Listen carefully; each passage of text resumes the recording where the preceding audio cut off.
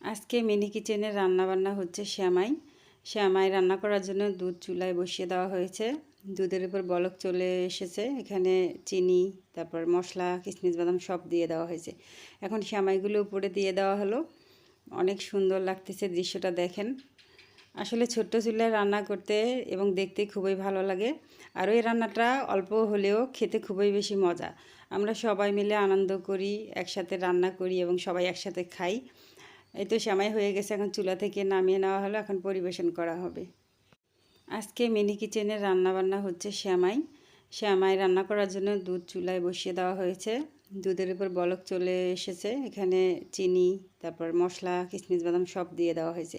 এখন শ্যামাইগুলো উপরে দিয়ে দেওয়া হলো। অনেক সুন্দর লাগতেছে, দৃশ্যটা দেখেন। আসলে ছোট্ট চুলায় রান্না করতে এবং দেখতে খুবই ভালো লাগে। আর ওই রান্নাটা অল্প হলেও খেতে খুবই বেশি মজা। আমরা সবাই মিলে আনন্দ করি, একসাথে রান্না করি এবং সবাই একসাথে খাই। এই তো সেমাই হয়ে গেছে, এখন চুলা থেকে নামিয়ে নেওয়া হলো, এখন পরিবেশন করা হবে।